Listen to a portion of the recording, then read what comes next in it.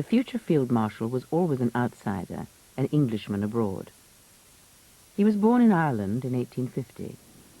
His English parents had moved to County Kerry after the Great Famine, when there were new opportunities for landlord farmers.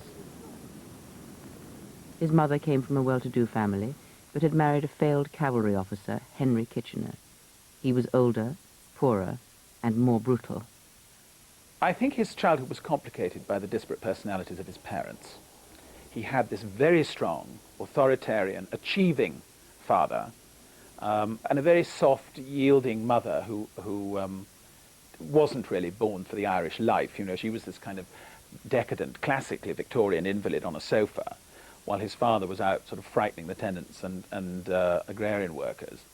Kitchener's father had been an unsuccessful soldier in that he'd never seen action, and that seemed to prey on his mind. And like a lot of other fathers who have been disappointed in their own careers, he took that disappointment out on his children. He was a hard man. Today we'd even say that he was a cruel man. In fact, looking back at what happened at Kitchener's childhood and seeing it in today's terms, you suspect that social workers would have a thing or two to say about him, put them on the register to be examined at regular intervals. Uncle Herbert was pegged out on the croquet lawn in the blazing sun because he'd done some naughtiness, which perhaps wouldn't have been terribly naughty, but he was pinned out onto the lawn with each hoop on a leg and his arms as a punishment. Maybe as a punishment for the other 4 children to say, look what happens if you're naughty, and maybe to make him a strong person. Kitchener stubbornly endured his father's harsh regime. The real shock came at the age of 14, when his beloved mother died. From then on, he followed his father's profession. He enrolled as a Royal Engineer, a regiment which he chose partly because he could not afford a smarter one. That decision changed Kitchener's life completely, because the Royal Engineers are the technicians of the battlefields. They're the doers, they're the thinkers, they're the people who make things happen. And so by choosing the engineers and not being sucked into the infantry or the cavalry, I think Kitchener laid the foundation for his future greatness as a British soldier. Hungry for glory, Kitchener looked to the frontiers of the Empire, where an ambitious soldier could make his name. Well, for Kitchener, Egypt was the ideal posting in the 1880s. It offered the possibility of warfare, and Kitchener took full advantage of it, because if there was warfare, there was a possibility of action. In action, many of your colleagues would be killed, and if they were killed, the chances of promotion were all the better. Kitchener's first major chance came in 1885. A dervish army of Islamic fundamentalists was sweeping the Sudan. Their prophetic leader, the Mahdi, threatened to export his brand of Islam to neighboring countries. In Khartoum, one British general of equal fanaticism held out: Gordon.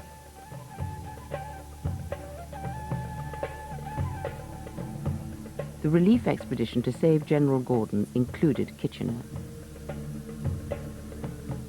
But it arrived too late. Gordon was killed by the dervishes and his severed head put on display. Kitchener was appalled. He was pained and disappointed by the failure to save Gordon, which he had staked, I think, a lot on. As a military person, he was humiliated. At that time, to be defeated by these primitive people was quite painful. I think personal honor for Kitchener was at stake in this war, and he was keen to prove himself. He felt that he'd been touched by Gordon, that he had a mission in his life, that, to put it in biblical terms, Gordon was the John the Baptist to his Christ. For Kitchener, the war in the Sudan had become a holy crusade, but it was also his chance to become a hero in the public's eye. He rose to lead the Anglo-Egyptian army against dervish attacks, and in one skirmish a bullet winged him in the jaw. But Kitchener's own account of the wound was that he had caught the bullet in his teeth and felt it there, and by a supreme effort swallowed it and let nature do the rest. And I think that no man says he catches bullets in his teeth who does not wish to be seen as the great strong man, the desperate Dan, the Superman of the empire. To that extent, he was not above serving the image that was being created around him. Overnight, Kitchener became a name to trumpet throughout the British Empire. the Queen herself made him one of her personal aides-de-camp. Kitchener planned to revenge Gordon, but needed to train and position his army. His Royal Engineering skills were to change the face of Egypt by bridging the Nile and building railways. He planned to strike deep into the heart of the Sudan.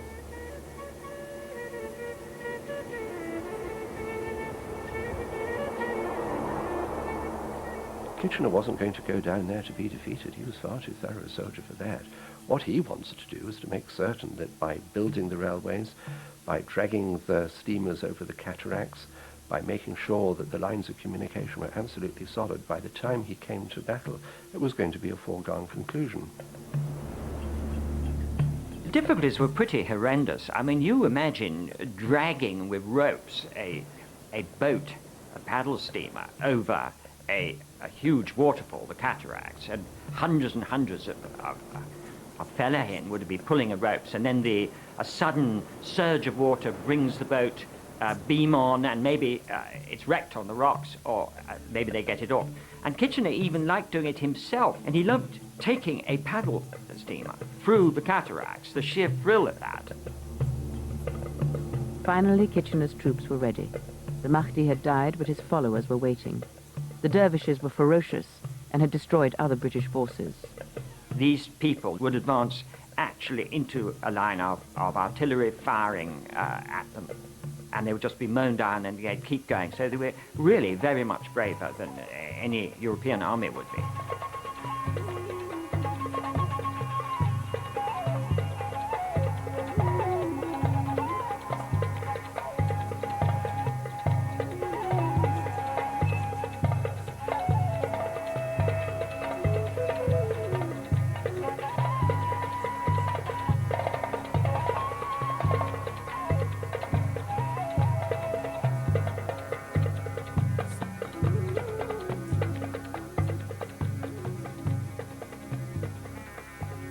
Kitchener fought his way through, using the artillery of his gunboats and Maxim machine guns to devastate the enemy. 12,000 dervishes died at Omdurman. Kitchener only lost 48 men. Well, of course, as the saying is, we had got the Maxim gun and they had not. On the other hand, I think it needed very good leadership to make use of that. The dervishes were very devoted and felt they would go at once to heaven if they died in battle, and other British commanders had been defeated by dervishes. In fact, the Battle of Omdurman was little more than a turkey shoot. As the waves and waves of Mahdists attacked the British lines, they just bared their breasts against the onrushing bullets. It was really, if you want to put it this way, a medieval army attacking a modern army, and the results were a foregone conclusion. Kitchener displayed a ruthlessness in the Sudan which was to mark him as the hard man of empire. He wrote home with crass humour that the effect of having killed 30,000 dervishes is that I have 300,000 women on my hands, and I should be much obliged if you could instruct me how to dispose of them, as I have no use for them myself. After the Battle of Omdurman, the wounded were left to their fate. There was no attempt made to treat them or to assist them in any way, nor did they allow the relatives or other people who could have come to the help of the wounded to come. Some of the wounded were actually murdered and shot at. Winston Churchill, who took part in the battle, wrote home, "I shall merely say that the victory at Omdurman was disgraced by the inhuman slaughter of the wounded, and that Kitchener was responsible for this." The orders to the men were take no chances. You know what that means in war. It means shooting wounded. And I think rightly Kitchener was much criticized for that callousness. Kitchener finally entered Khartoum. Now he could take revenge for Gordon's ritual decapitation. Kitchener ordered his Royal Engineers to destroy the Mahdi's tomb and throw his body, but not his head, into the Nile. As for the skull of Mahdi, Kitchener's supposed to have said, and I think it may be true, it would be rather fun, he said, to have this as an inkstand. But if that was a joke, it didn't go down well in Windsor, because when Queen Victoria heard of it, she was definitely not amused at all about the Mahdi's skull as an inkstand, and Kitchener was firmly told that he'd gone too far. Back in England, Kitchener had become the hero of the empire. He was awarded £30,000, a fortune in its day, and made a baron. He chose the title Kitchener of Khartoum and of Aspel after his mother's family home in Suffolk.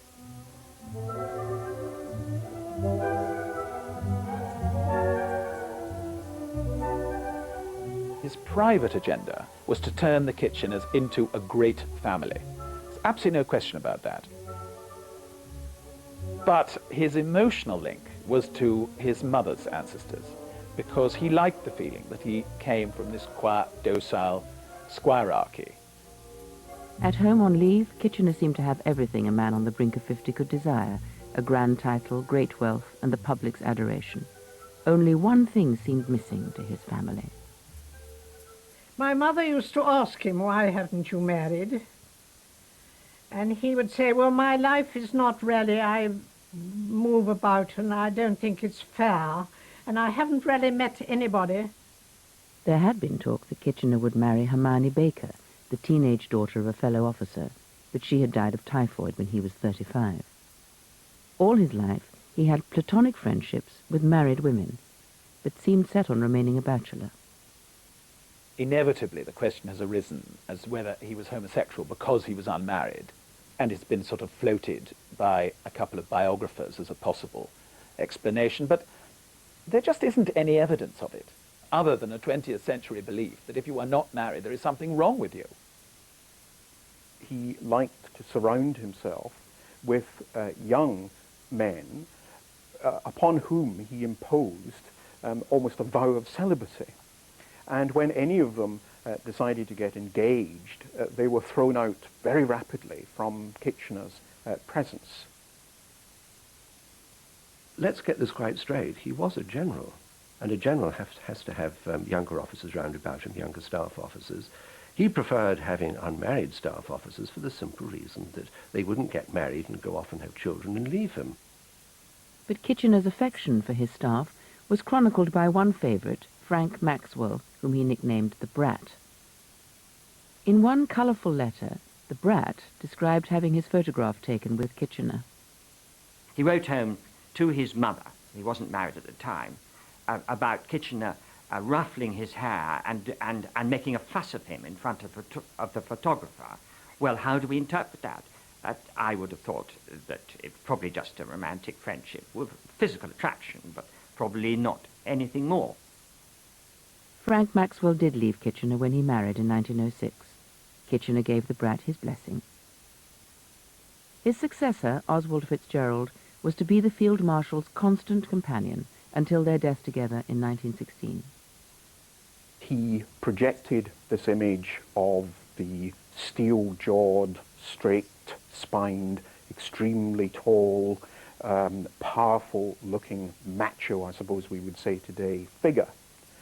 And yet, his interests very often have an almost feminine feel to them.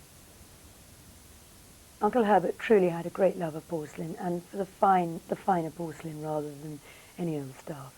And I think that is very interesting to make him more dimensional than just being this great soldier, this great hero.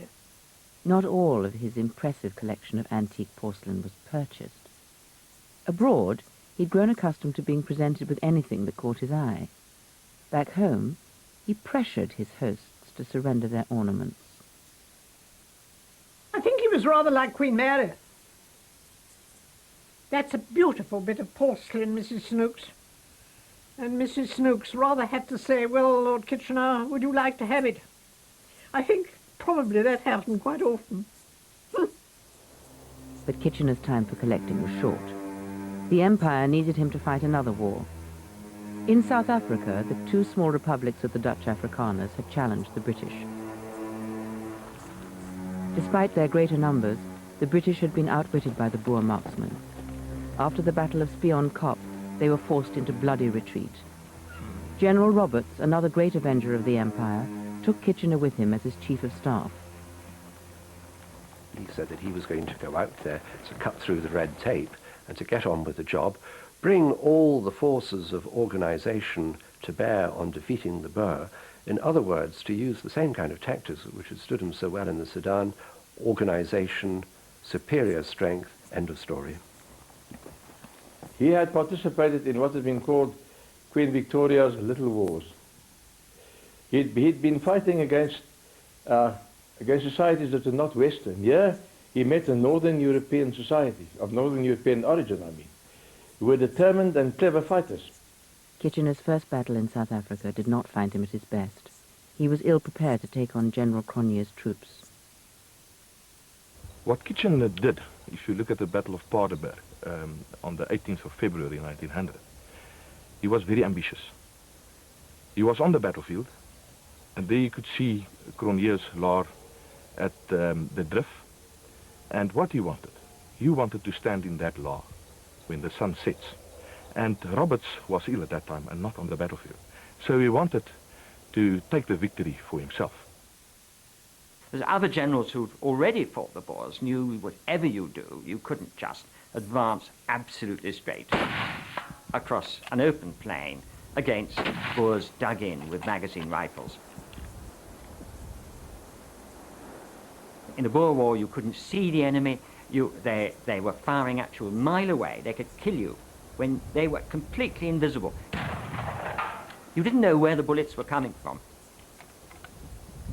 And Kitchener's behavior was quite unforgivable. He was rushing up and down shouting at the men, which the general in command of the whole day can't afford to do. He must delegate. It is plain that he put his own ambition foremost, and those of his soldiers was a very minor role. He did not care how many he offered to the Boers into the Mausers as they approached out of the plain. And 2,200 Brits were killed in the Battle of Paardeberg. That's the most killed in one battle. And that was Kitchener's responsibility.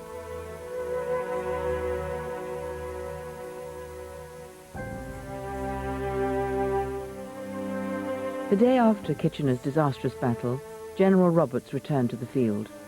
Instead of attacking the enemy, he surrounded them. Within 8 days, the Boers capitulated. Paardeberg was the turning point for the British Army.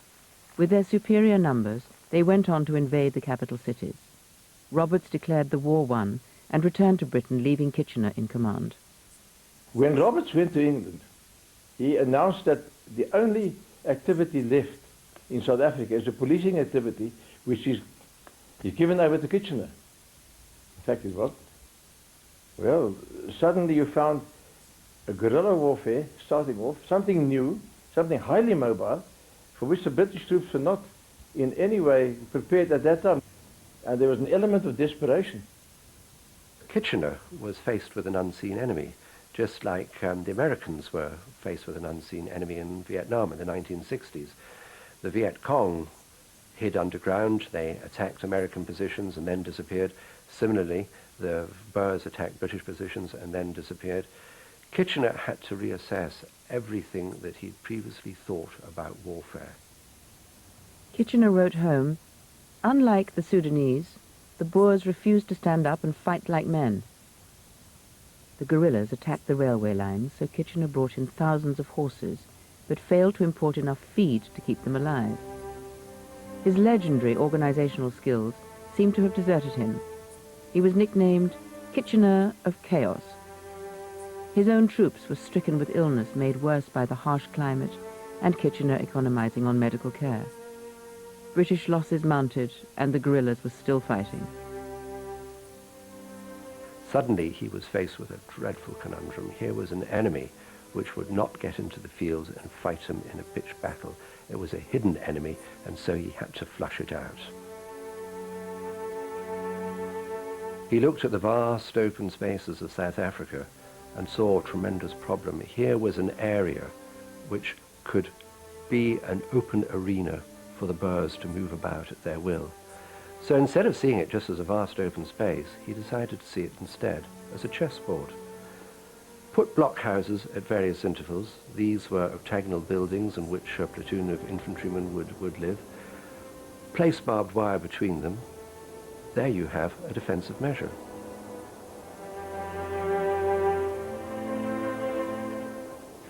And then Kitchener began with the strategy of drives, which he, for instance, took 80,000 troops, which nearly walk hand in hand over a vast stretch of veld, marching towards a blockhouse line. So they drove the Boers out in front with the hope that they could drive them against a barbed wire wall to capture them.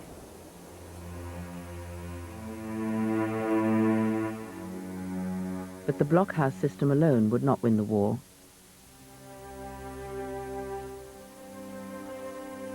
Kitchener needed to starve the guerrillas of all supplies. He intensified the scorched earth policy which Roberts had begun. Farms, crops and livestock were burnt by British troops. Boer women and children were evicted from their land and sent to makeshift concentration camps.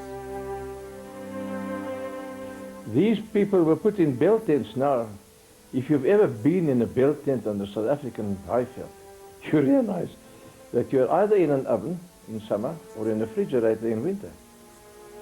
Dust and dampness come in depending on the climate. And there often you get 2 or 3 families jumbled in together, 2 or 3 mothers with 10 or more children in a small little tent. You can imagine the suffering. Kitchener wrote to the Secretary of State for War in June 1901. The Boer women in the refugee camp slaps her protruding belly at you and shouts, "When all our men are gone, these little khakis will fight you." This is a type of savage pioneer spawned by generations of wild country life. Back on their farms, they will be just as uncivilized and a constant danger. Very clearly the propaganda from Kitchener's side was that they were handling the concentration camps very well and there was no need to fear. I mean, these Boers died because of their personal unhygienic habits and that's that. And don't worry, we're looking after it. We're in control, which wasn't the case. What else could he have done? Could he have simply deported them all to Madagascar until it was over? Or rounded them up and put them in prison or taken the... I mean, you know, it's very easy to sit in an armchair and say this was very cruel. But I don't know what he could have done. It was an extraordinary war for someone brought up in the traditions of 19th and essentially 18th century warfare to find himself in the middle of. And his agenda was to win it.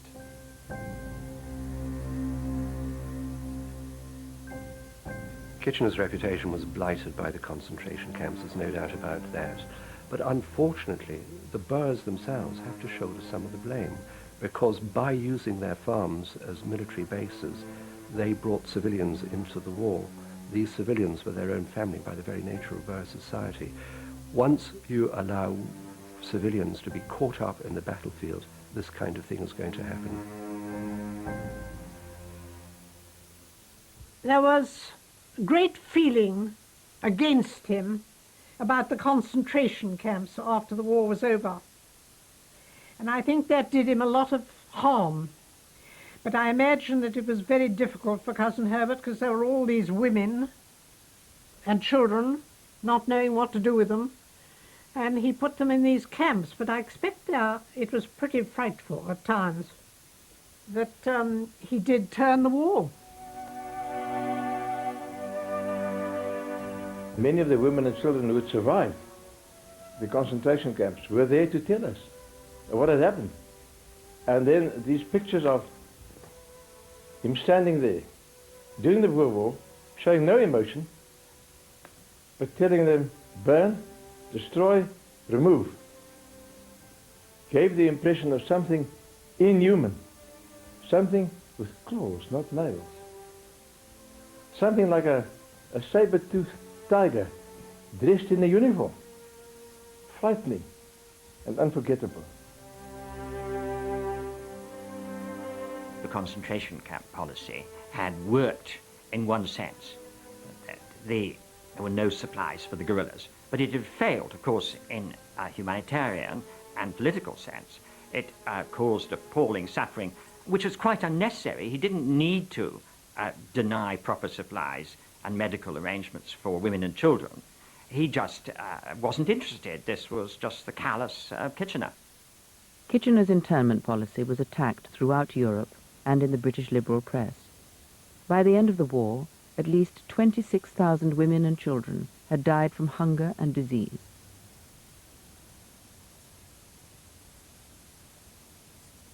Kitchener himself never visited a single camp. He seemed to have no sympathy for the Boer civilians' plight. But from his headquarters in Pretoria, the master of the concentration camps saved his affections for a tamed bird. He had this pet starling, which was found in the chimney, and he adored the starling, and his staff were absolutely horrified. See, he had this great porcelain blue eyes. See him making sort of awful kind of baby noises at the starling and feeding bits of worms to them. They found quite disgusting. And great was the dismay at headquarters when this bird managed to escape. Kitchener was distraught. He sent out orders that immediately all the staff officers had to stop doing what they were doing, and the priority was to capture this bird. And he said he'd never been so upset throughout the whole South African experience as when that bird had disappeared, because he'd grown darned fond of it, he said. With the starling safely back in its cage, Kitchener could concentrate once more on winning the war. His attention turned to South Africa's majority population, the blacks. The black concentration camps were a shocking feature of the war, and one that the Victorian, early 20th century British public were remarkably uninterested in. Conditions in the black camps were even worse than in the white ones. Often the prisoners were not given rations, but expected to live off the land. Kitchener declared, "Let the Kaffirs do the rest." New research in South Africa has shown that some 30,000 blacks died in the camps. Many others were put to work by the British as labourers in the mines. But it was when Kitchener decided to employ blacks on the battlefield itself that he caused an uproar. It was an important part of the propaganda war between both sides. They pretended it was what they called a white man's war, and that they wouldn't employ black people, brown people, South African natives, as they were called, on either side. In fact, they both did in the force of circumstances. Kitchener enrolled black South Africans in the British Army itself. In exchange for their services, the blacks believed they would share in the political settlement if the British won. When the Boers began to execute any blacks found working for the British, Kitchener decided to arm them. This infuriated the Boers. Dit was nog 'n ding van Kitchener wat die boere hom regtig nooit sou vergewe nie. Dat hy swart mense teen hulle bewapen het. Ek sou sê Kitchener het bygedra tot die verdeling en die verskerping van rassekonflik. Want die boere het 'n punt daarvan gemaak om die swart mense as neutrales te beskou. En hulle het hulle alleen laat staan. En dis die Engelse wat gemaak het dat hulle weg was van die plase. En toe hulle bewapen, toe die boere hulle gefusileer waar hulle kry. En dit het 'n baie diepe haat by die swartes ontwikkel. Nou ongelukkig nie teen die Engelse nie, maar eintlik feitelik teen die boere.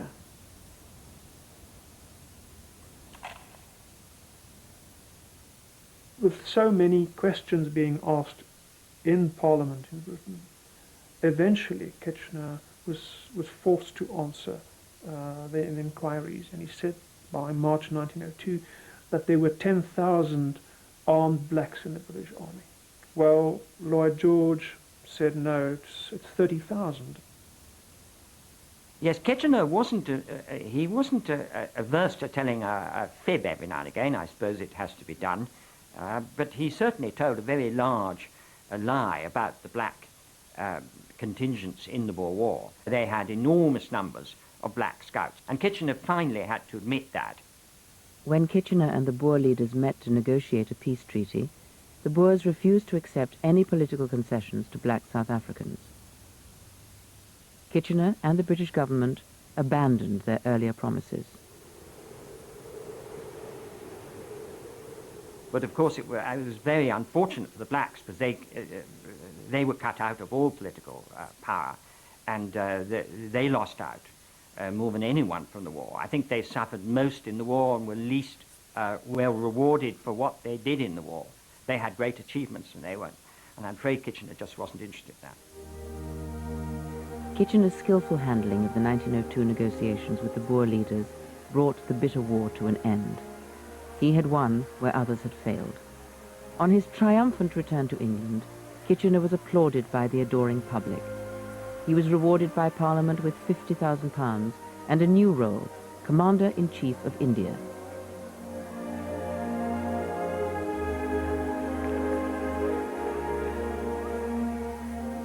But it was not enough. Kitchener's eye was set on the Empire's greatest prize, Viceroy of India. India was the jewel in the crown. But more importantly, being Viceroy meant that when you were in India, you were standing in for the Queen Emperor. In other words, you were a mini king in your own right, with your own kingdom. And perhaps at that stage in Kitchener's own career, he felt that he deserved such an accolade. Unfortunately for Kitchener, of course, there was an incumbent, Lord Curzon. Curzon was everything that Kitchener wasn't. He came from an aristocratic background. He'd been educated at public school. He'd been at university. He was an intellectual. He was also silver-tongued in a way that Kitchener never could be. Kitchener came out and within days of arriving in India told Curzon he wanted to reorganize the Indian army and centralize it on himself. He had no experience whatever of India at that time. He'd never been there and he didn't know how the system worked. He was just certain that he wanted to run it all himself. Kitchener proposed wholesale reform of the army, which would have given him more power, but Curzon and his council turned him down. Curzon remarked, "I have never met so concentrated a man. He uses an argument, you answer him. He repeats it. You give him a second reply, even more cogent than the first. He repeats it again. You demolish him. He repeats it without alteration a third time." He had to rely on his contacts in England. He wrote copious letters back to people in positions of power and authority, people who could bolster his image in London. He gradually weakened Curzon's defences in that way. And when he came to discuss the matter with Curzon, he would just bludgeon him. Kitchener pursued a line in India which was almost certainly wrong, and yet he won, precisely because of the enormous public visibility and popularity that he engendered. Politicians had real difficulties in perhaps offending public susceptibilities. So they very often, against their better inclinations, had to go along with whatever Kitchener demanded. The cabinet came down on Kitchener's side. Curzon lost his control of the civilian military authority and resigned. But it was a hollow victory for Kitchener. He was now considered too brash to ever become Viceroy of India. As consolation prize, he was made Agent General of Egypt, effectively the country's ruler. Kitchener was 61 in 1911. His future seemed to be one of light imperial duties, followed by retirement to an England which he hardly knew. Kitchener spent most of his life living abroad, and for soldiers who lived abroad during the Victorian period, who lived in the desert, who lived in arid places, they longed for the green places of England. Kitchener had never had a home of his own in England. He had always been a guest in other people's grand houses. He wanted his own imposing estate where he could hold court. He purchased Brougham Park in Kent and was to turn it into his monument. He commissioned an elaborate ceiling which celebrated in symbols every victory he had won and every title he had earned. He was still an outsider, but he felt he could join that charmed circle by purchasing himself a house which would be similar to theirs, and then filling it with the kind of things which he loved, and which would make his house, if not the equal of theirs, and certainly a darn sight better, because he believed that he had better taste than they did.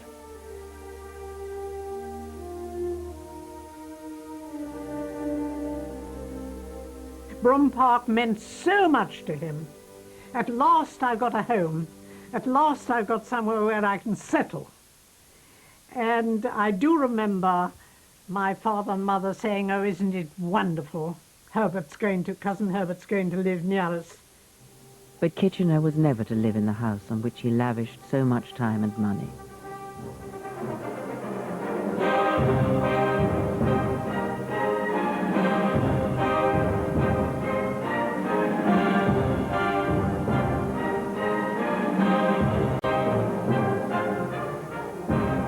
Europe was engulfed in a great war. As Britain was drawn in, the Prime Minister asked Kitchener to take charge of the War Office. Asquith described the appointment as a dangerous experiment. Politicians feared that the Field Marshal was not a team player. He was the first serving officer in the cabinet for centuries. Kitchener's reputation in 1914 is understandable because he was the most famous British soldier.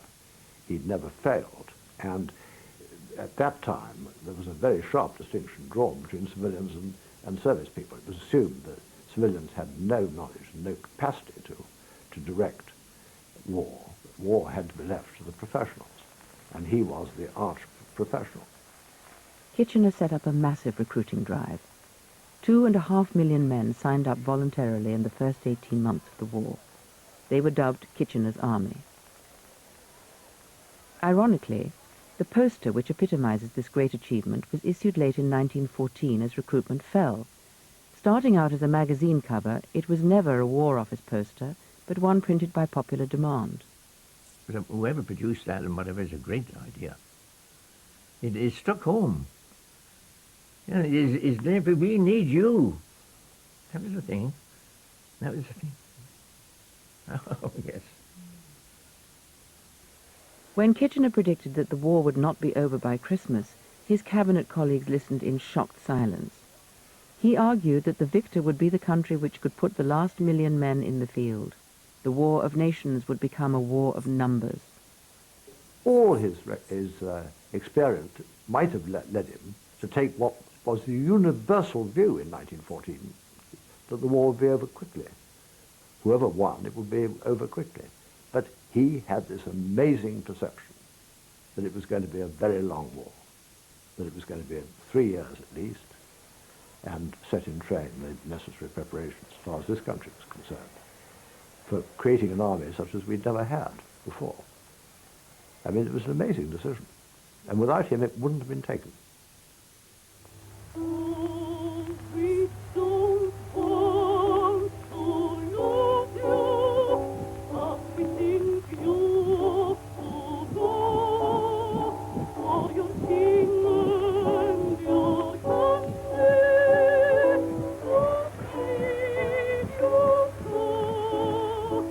All my pals had joined up. And the appeal, of course, was coming out daily from Lord Kitchener, "We, the country, needs you." And I felt that if I didn't go very soon, then I should be presented with a white feather or something or other. And I thought I mustn't be left behind.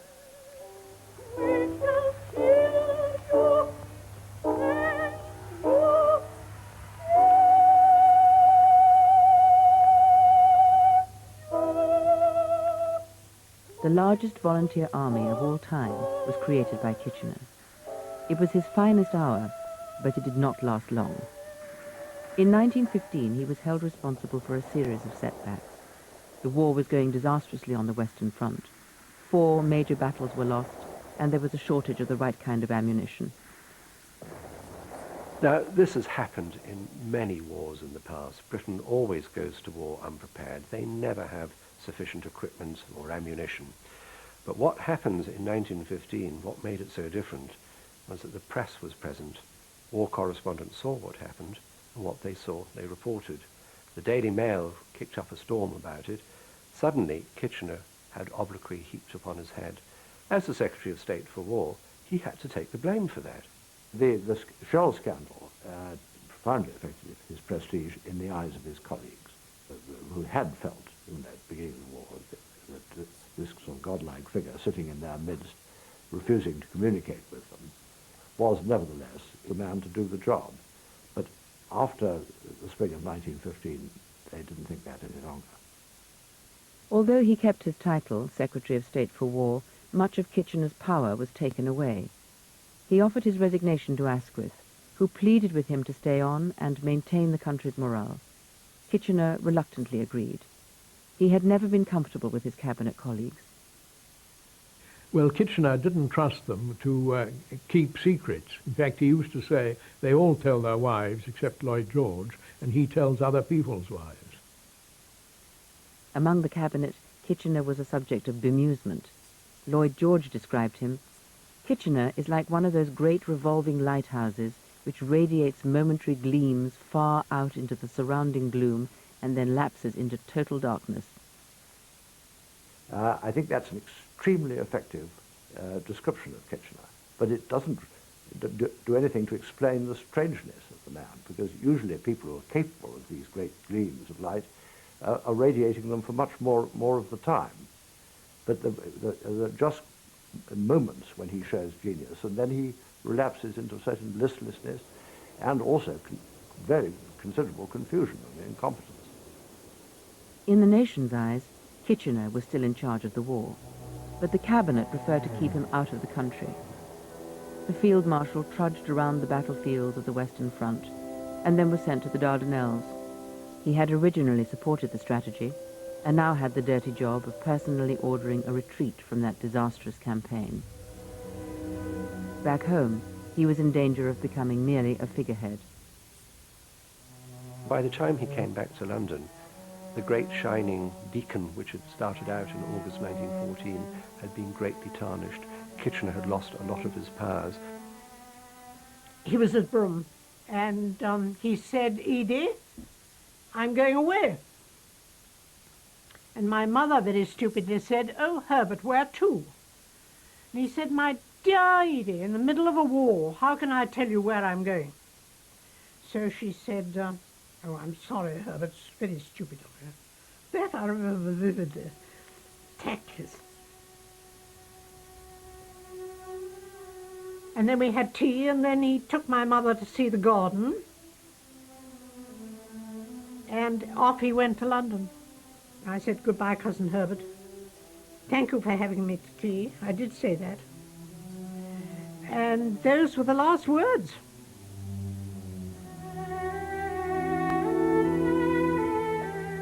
Kitchener was being sent on a top-secret mission to bolster Britain's faltering ally, Russia. He never got there.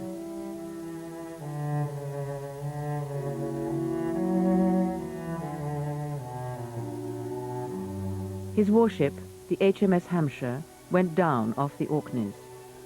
Over 600 men were drowned.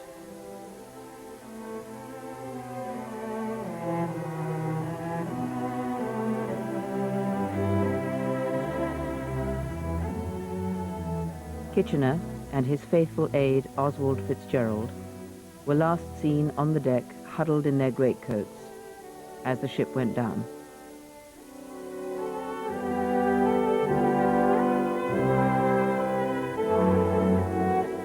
So many of those who survived the concentration camps gloried in his death. And the story went down that as the cold waters, I think it was at the North Sea, closed in on him, he saw in front of him the serried ranks of the women and children who had died in the concentration camps. Casting their eyes down to see where he's going to descend into the depths of Hades.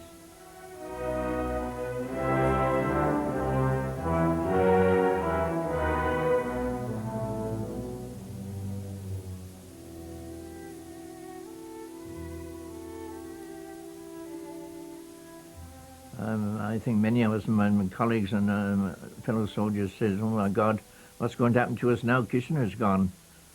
We thought that probably lose the war as a result of that somehow or other. He had a wonderful influence on us, you know, did Kitchener.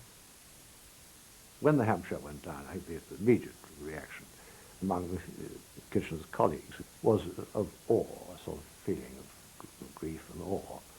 But that fairly soon gave way to relief that, you know, that the problem, which had become a chronic problem, was removed.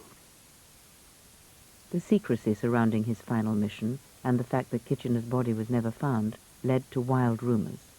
There were those who believed that he was not really dead, but merely sleeping. Like King Arthur, Kitchener would awake to rescue Britain in her hour of greatest need.